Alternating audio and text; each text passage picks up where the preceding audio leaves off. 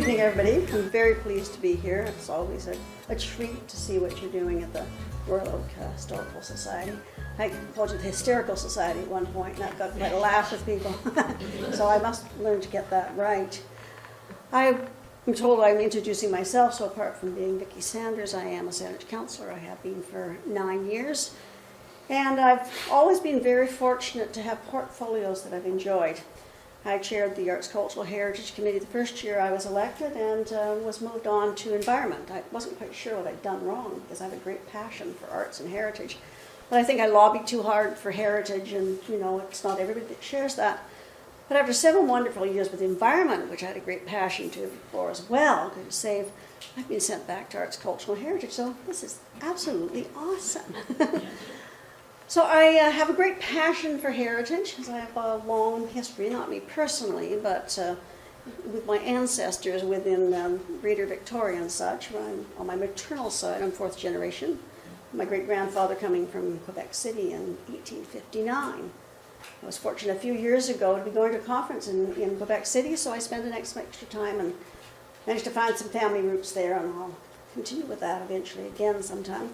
My father was just a newcomer because his family came here in 1903 with the Royal Engineers, and he was born here in 1906.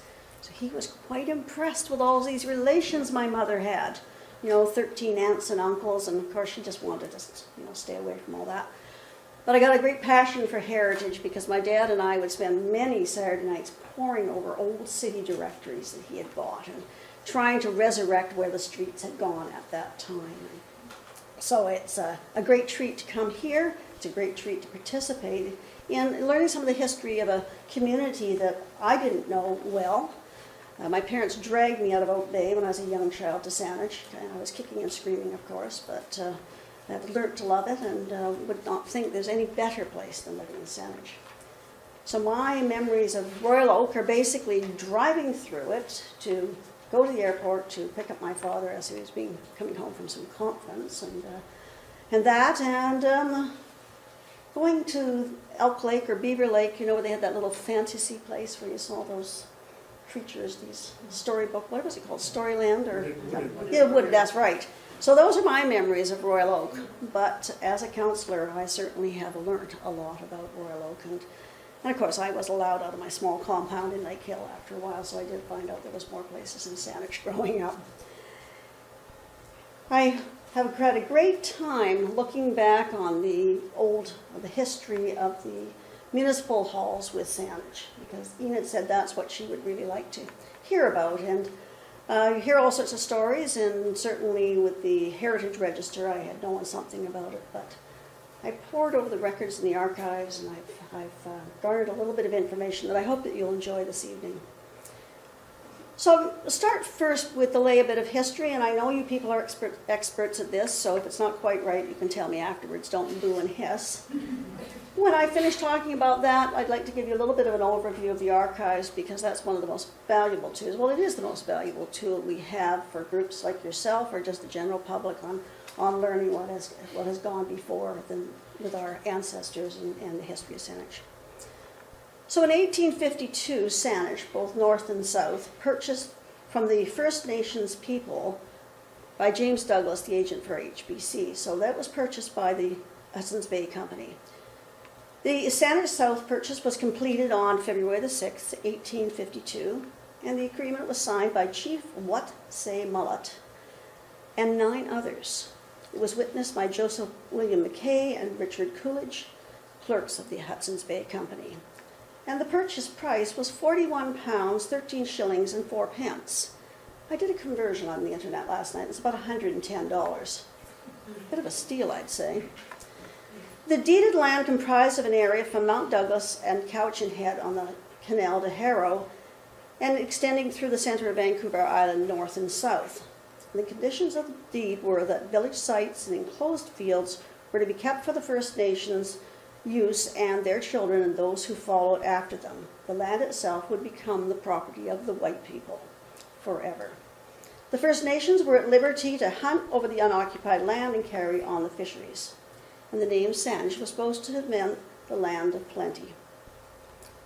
Early developments had been established at Craigflower, where the old Craigflower School still stands. Settlements covered much of Saanich close to the city, Mount Tomey.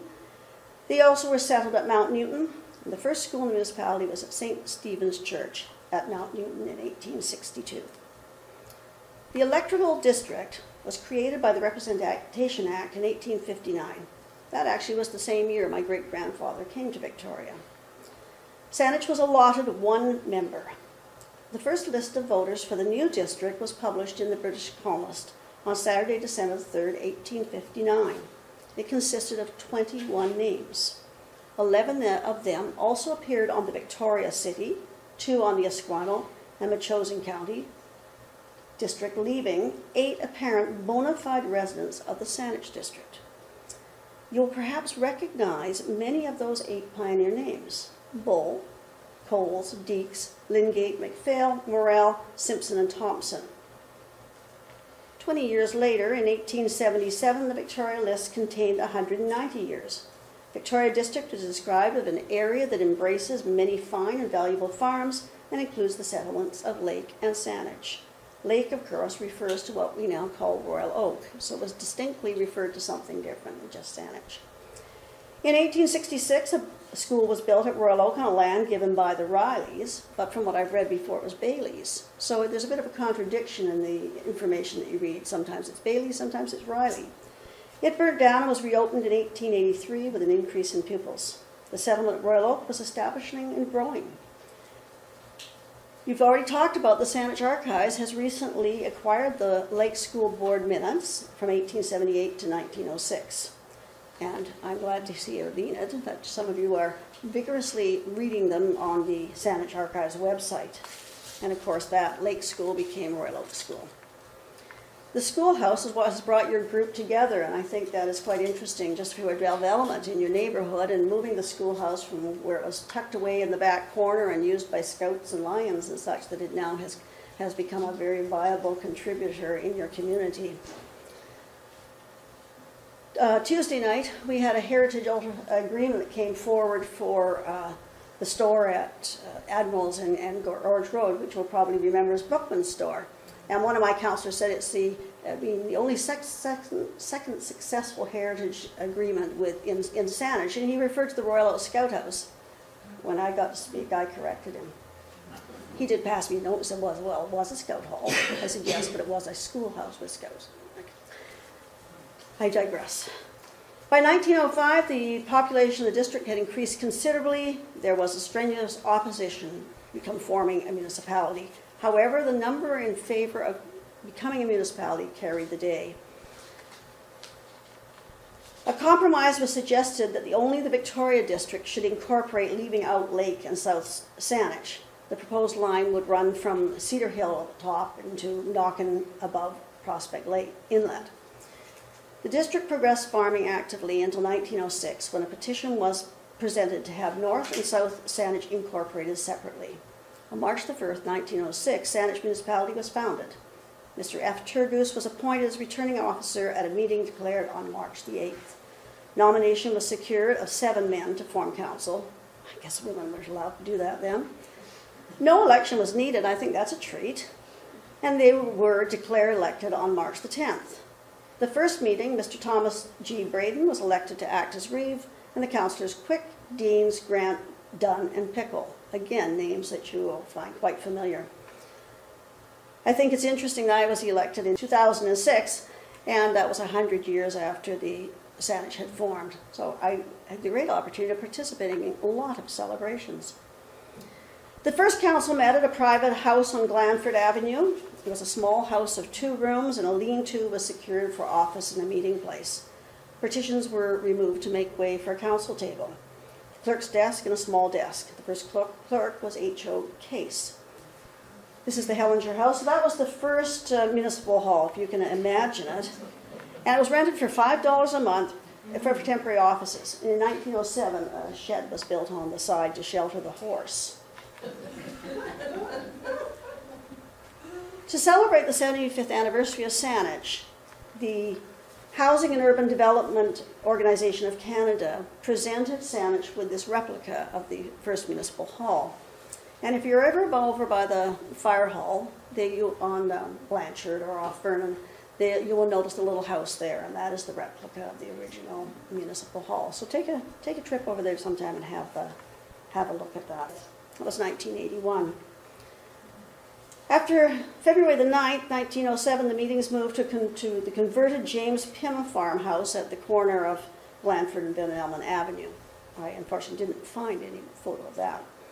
A ward system came into effect in 1908, but by October of 1949, by council direction, the ward system was abolished with the severance of Ward 6, which became Central Saanich.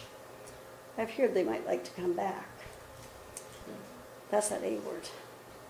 During 1909, an attempt to dissolve the municipality took place, but the petitioners were too few to force the petition. By 1910, a committee had been formed to find ways and means to build a municipal hall. In that year, it was decided that council meetings would be held on Saturday at 3 p.m. instead of evenings as previous. Well, that would cut our numbers down if we tried that one. By 1911, it had been established that a municipal hall would have its own quarters. The location of the hall was a hot issue for the election of 1911. Fred and William James Quick were instrumental in getting the hall located in the Royal Oak area. They hired 3 rental cars. They were the only 3 on South Vancouver Island, and they canvassed the municipality for voters for the Royal Oak area.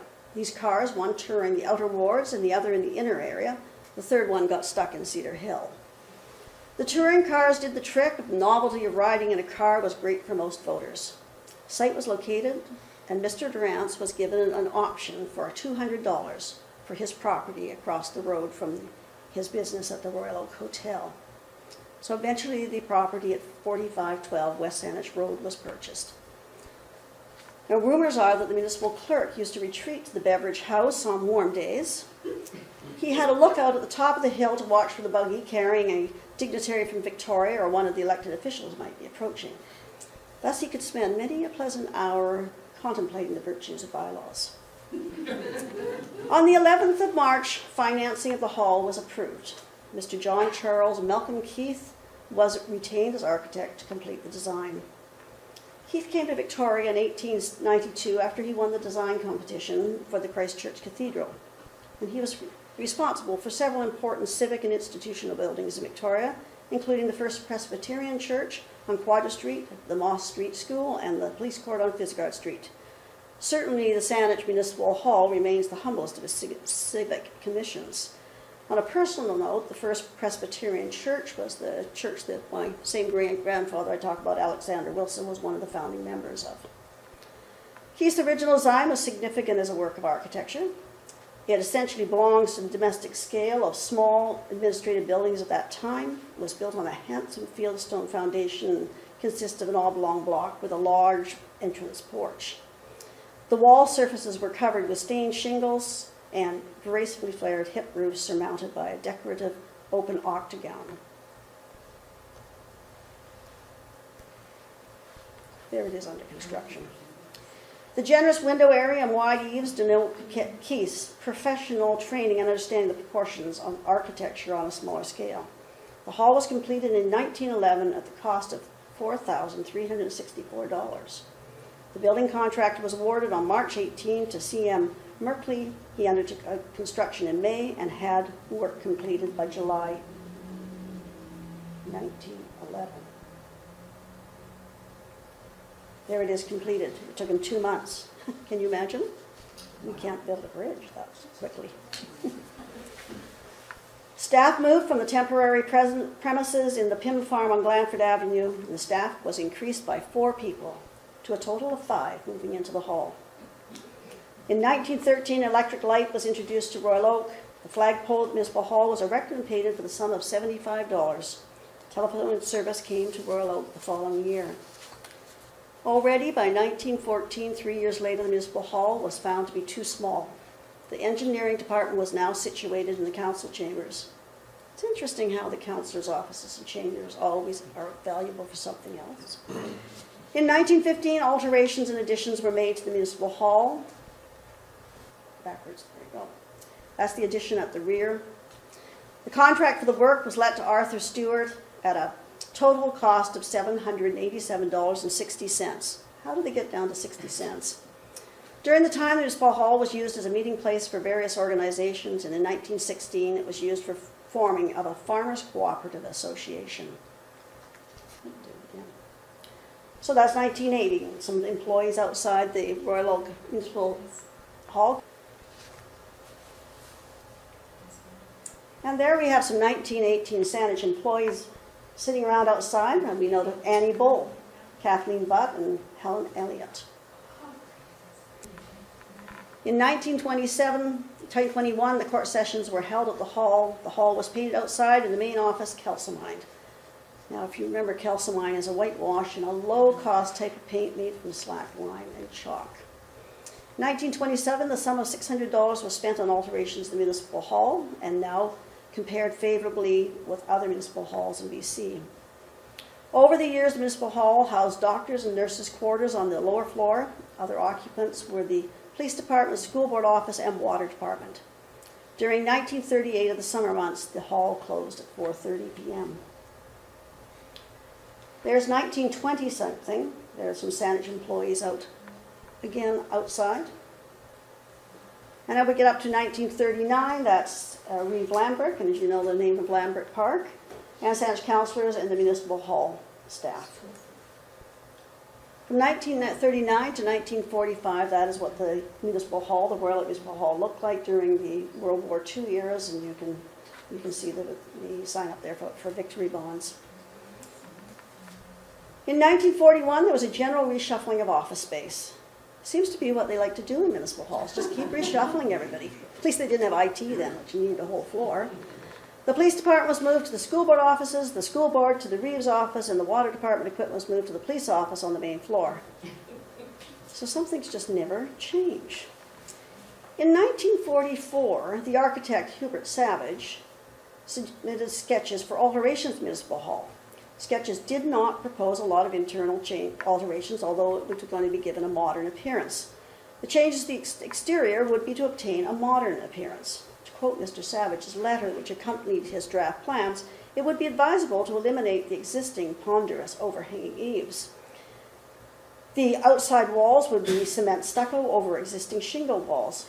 Well, obviously, Mr. Savage did not care for Mr. Keith's architecture that was described at the time as having an understanding of architecture on a small scale. There was the sketch of the Municipal Hall proposed by Hubert Savage, an architect of renowned reputation. In 1947, Mr. Green, the assessor and collector, complained about the lack of space at the hall. Council instructed the architect Hubert Savage to prepare proper plans to renovate the building. The plans were presented to and approved by Council. In September that year, Council put a bylaw into vote at the December elections. Although successful, the plans were never built. As you know, it never looked like this. New wiring was installed because instead, again, they decided to renovate. New wiring was installed in the hall to accommodate billing machines. The electrical wiring inspector reported that the service in the hall was overloaded. The desk light was 10 candles and required light was 30 candles. Well, as much as I Googled that too, I couldn't figure out what 10 candles or 30 candles were. So anybody that's really knowledgeable can let me know how that translates into watts. But I gather it wasn't very much light. To offset the overloading, fluorescent lights were installed at the approximate cost of $1,000. The contracting company, Doolittle and Looney, a lot of us will remember that name, carried out the additions repairs for $18,178 plus $474 for additional flooring to the present building and hall additions. The addition was built to accommodate the assessing and accounting department. The basement portion of the building took care of the council chambers, welfare and police department, and also the health department and nurses' quarters. A 1-inch sprinkler system was installed at the time in the furnace room. There were now 47 employees in the hall. 20 years earlier, there had only been 18.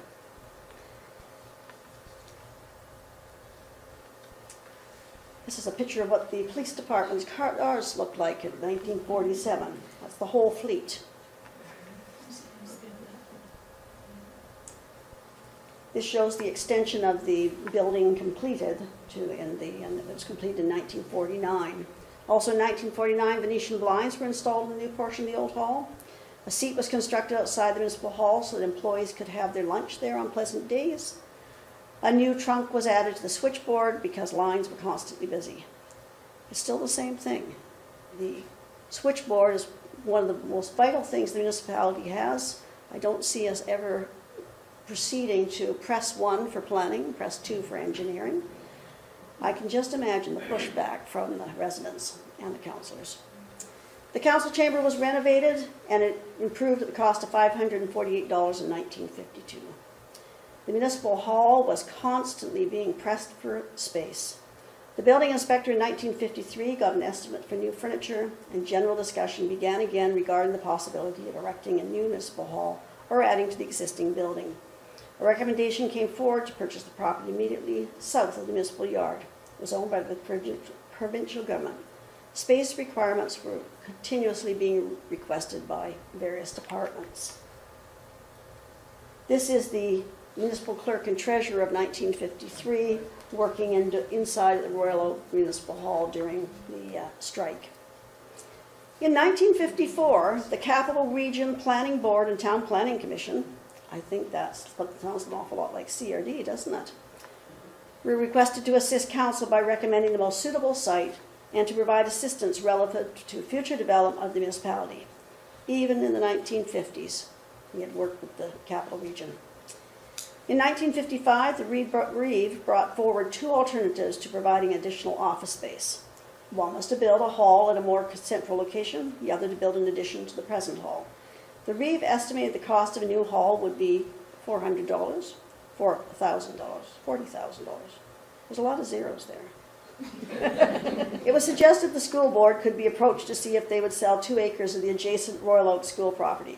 The architects were asked to advise as to the feasibility of making an addition to the hall at the present location.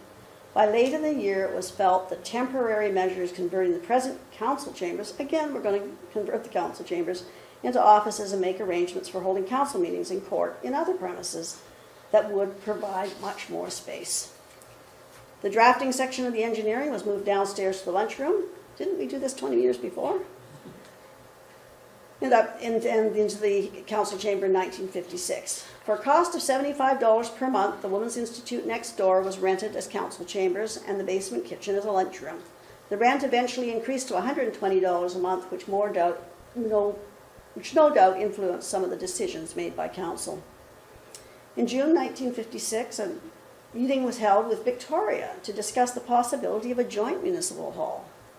A very cooperative meeting was held and the committee recommended to their councils that legal opinion be obtained regarding the power of the municipal council of Saanich and Victoria to join the construction of a joint municipal hall, and that the Capital Region Planning Board be requested to study the matter and recommend a site location, and that the respective municipal councils obtain the opinion of their senior officials and the amount of space required for immediate needs and future expansion.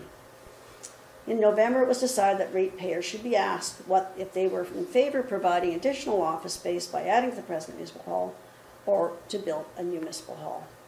Later, they also decided to ask if they were in favor of that. In the meantime, the present municipal hall was having new offices created at the cost of approximately $900.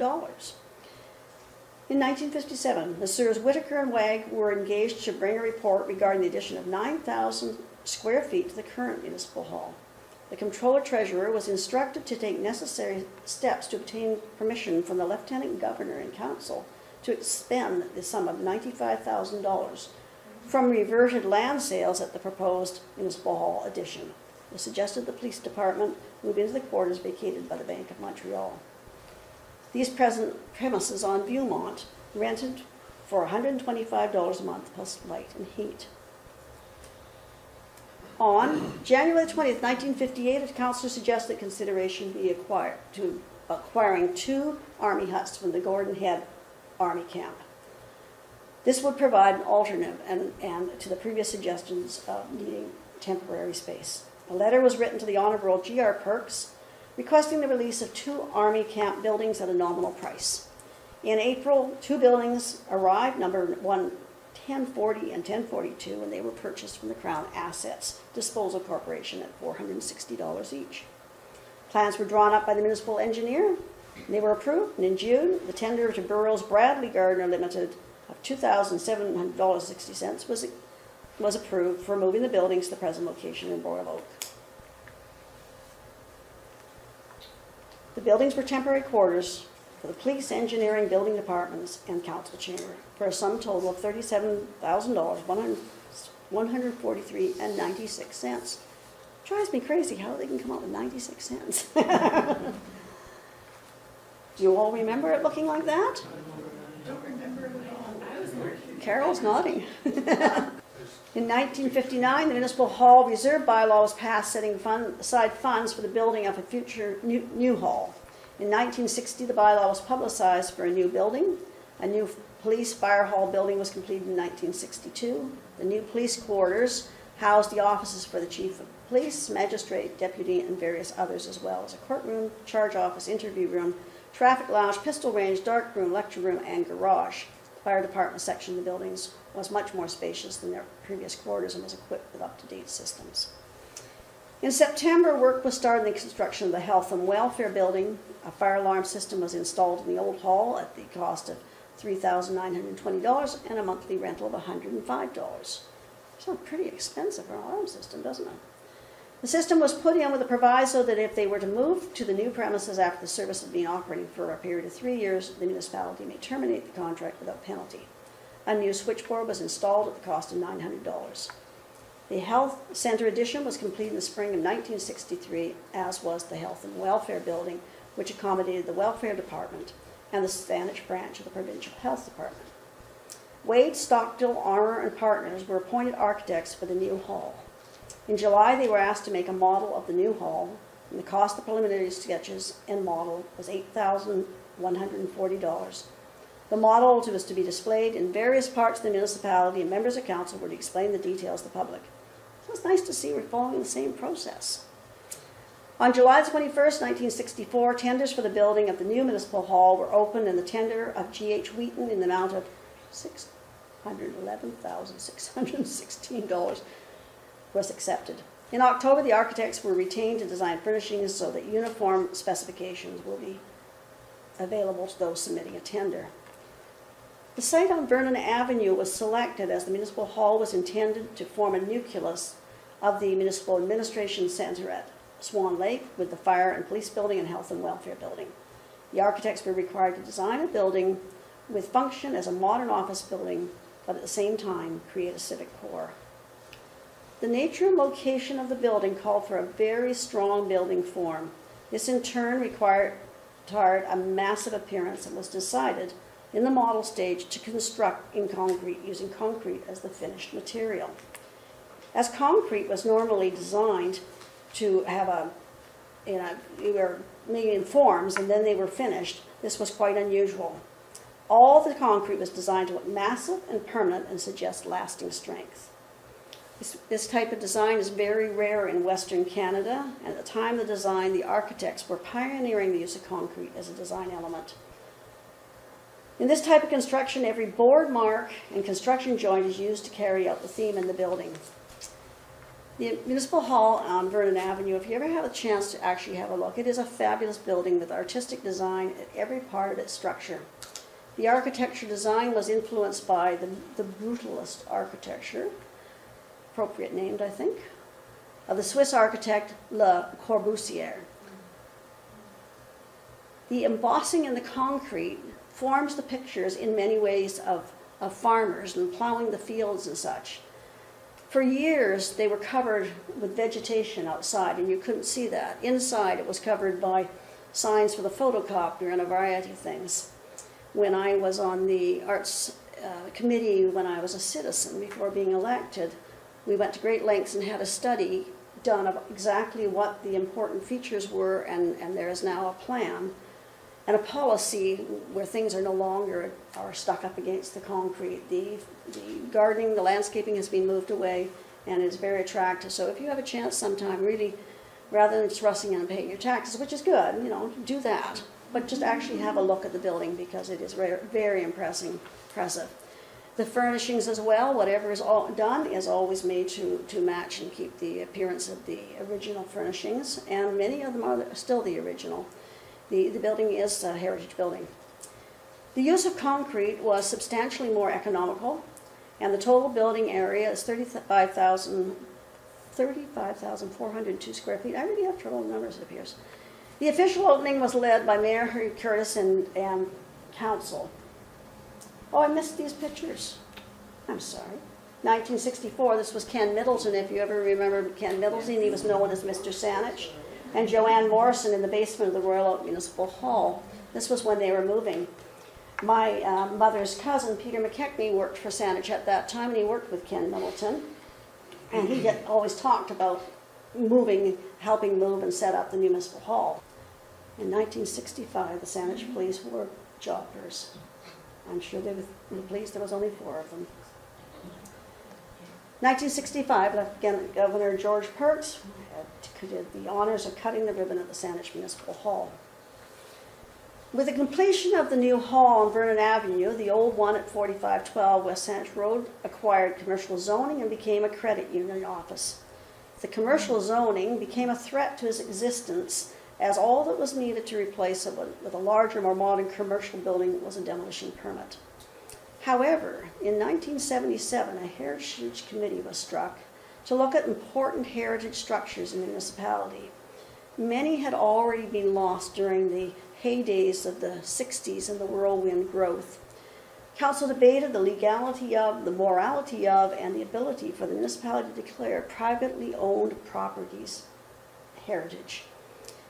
However, 15 buildings, in 1979, 15 buildings were declared heritage.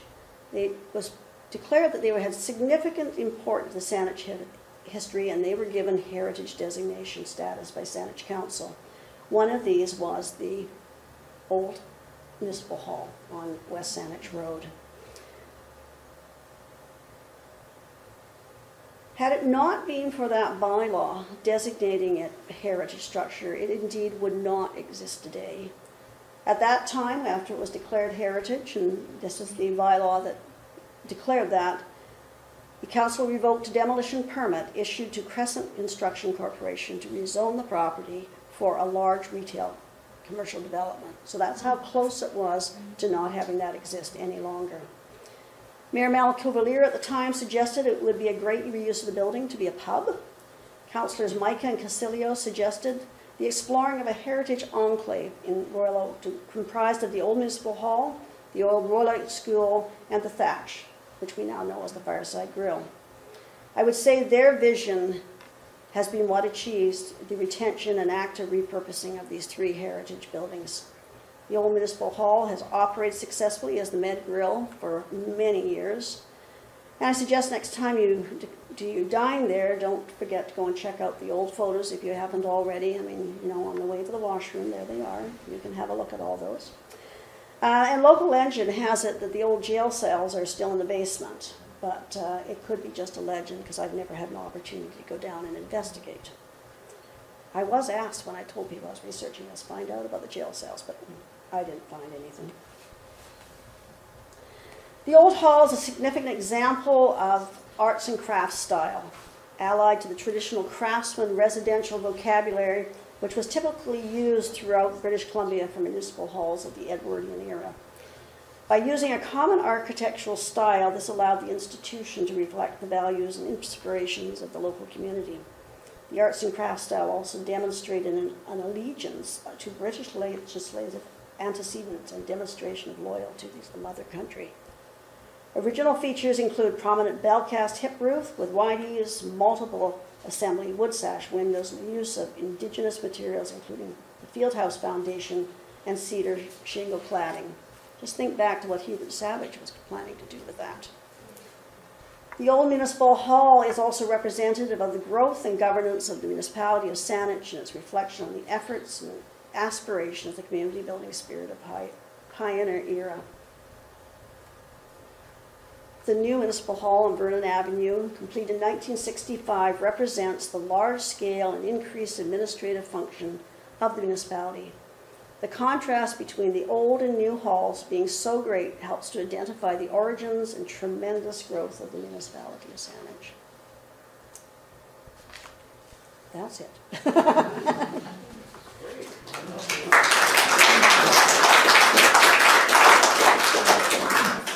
Now, Thank you very much, Vicki.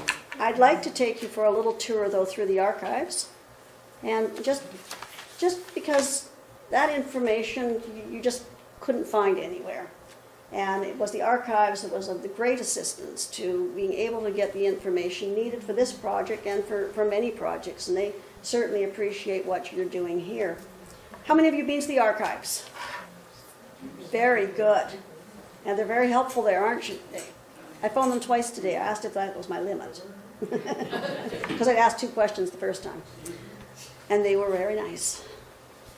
I think I got a bit of pull though.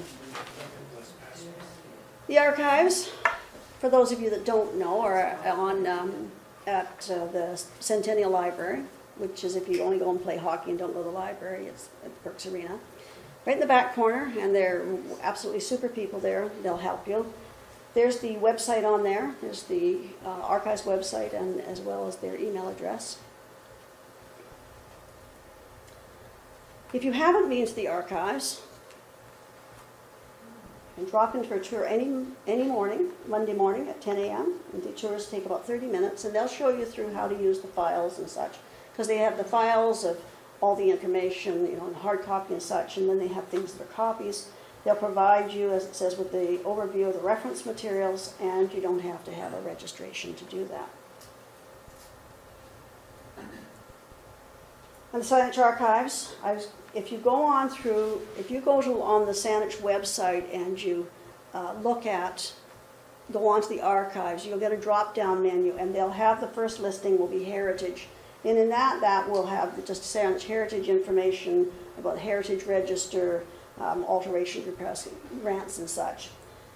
But if you go to that heritage archives, although being the same, the archives are the keeper of the information. So on the archives, when you go there, you can find where you can search photos, what news and events are going on, and it tells you that they've got the census program going on, this Remember World War I, their exhibits, and how to plan a visit, which just was mentioned. So the photographs, they have 15,000 images, and it was pretty incredible how, when I wanted to find pictures for this, so you get a screen that comes up, and you fill in what your keyword is, which I put municipal hall. The subject, I wanted all of it, and it was in the Royal Oak area. And then it just came up with this whole list of pictures, just little thumbnails, of all the pictures imaginable. And so you can do this for any area. And as I say, it's absolutely incredible. And these are pictures that are being donated. Also on there, once you get this, it has the number for the photos. So you can go back. So when I wanted to select the pictures, I just had to put the number down, the one I wanted. And then you can just copy and save them onto your own website. There are also some photos that there's an agreement if you're going to use them in a publication and that. So there's those stipulations as well. So Heritage Week's coming up, and that's from February the 17th to 23rd, and there's lots of activities always going on, so it's worthwhile checking this website. And it's going to be about Captain Voss. You probably all heard about Captain Voss, and then they're doing it with a partnership with the museum, the Maritime Museum. So if you, it's on Wednesday, February the 19th and the 20th. So if you want to get more information about it, you can go down and see that. And then there's the archives opening, and that's on Wednesday, February the 29th and 20th. I mentioned that. So I went last year, and you can just go into the archives and see what's happening there. Now this census project, they're looking for volunteers. Have any of you volunteered for the census project? Yep. Oh, did you? Yep, I'm working on a page right now, and that's what they look like. Sometimes they're a little hard to read. Mm-hmm. So it's the 1911 and 1921 census. I was fortunate; they just gave me a short page. But this one, like this is very typical of what you'll get, and then you just transpose it, and it comes out into a form like this. But it's just great because we're going to have the Saanich census online, and there's a lot of errors in the ones that Ancestry.com have done. And so they're going to, when it's all finished, they're going to submit it to them. And when I did it, I was looking in the Cloverdale area. I thought I'll go and look. And because they're being transcribed in India, a lot of the yes, yeah, not here, but for ancestry.com. So a lot of the spellings of the roads and such names are quite wrong because they have no concept that they wouldn't be correct. But like this one is, this page is Royal Oak, so I'll let you have a look at it and I can pass it around. And hard to read, as you say. The writing is very tiny. So if you want to volunteer, that's a tremendous thing to get involved in. I think we're really lucky to have a very progressive archives, and I think it rubs off too in groups such as yourself form. The other project that's on is Saanich Remembers World War I, and they're asking people if you have pictures or ancestors or things that you would like to contribute. They're putting the diaries and such together. This is happening across Canada. They're doing an honor roll for the records from 1914 to 1918. So again, it's on the Saanich website, and you can check it out. I'll pass this way. Now, I wished I could go on and show you this, but try it yourself. It's called History Pin, and what the archives has done is they've put different Saanich heritage pictures on. Well, they've taken the current picture, and then they superimposed a picture over top of it, and they've matched them up, and you can actually see what it was like and what it's like now. And they can even put that little guy, like Google's map and walking around. It's a little bit tricky, but it's really interesting to see to this. So that's that history pin. And I wanted to let you know, we talked about what does the archives have. So their recent accessions is that they've got all the corporate records from the District of Saanich now. They've had lots of donations of drawings and maps and plans, and they got thousands of plans that people have given to them, in addition to their house. It's just unbelievable. And again, they're just asking, and if people have things to donate them, and if you don't want to donate the originals, donate a copy. And in the corporate records, they've got the minutes, as it says here, from 1906 to 1969, and I'm really tickled about that because I kept water dropping on the rock. I was the liaison to legislative services, and I kept saying how valuable their records are. So I'm glad to see the archives has got them now. The mayor's office correspondence right up from 1915 to 1984. Planning department correspondence, finance department. And you're talking about school records. So they've got South Saanich School, Tommy School, Cedar Hill School, Elk Lake School, Gordon Head and Lake School, which is yours, but it's just the minutes. Prospect Lake School and other school records of a variety of things. And family records, they've got Thomas and Maud Hall, which is Hall House, which is on Burnside Road, and they also call it Stratton Lodge, and it's owned by the municipality. And what does this say? 120, oops, that's the end of the story, 120 oral histories. Wonderful place to visit. They're more than happy to help you with anything that you want, and on the other hand, they're more than happy to look after your treasures for you as well. Thank you very much. Well, I hope it was what you were looking for. Yes, it was. And it was a great treat for me too, even though I stumble over those numbers, because I'm not used to talking about that small. We don't know dollars. We talk now in billions. And, it doesn't even faze me. I remember when I was first elected, and I can't remember what the budget was like then. I don't know how many million. It's like, is this right? Yeah, that's what it is. Thank you.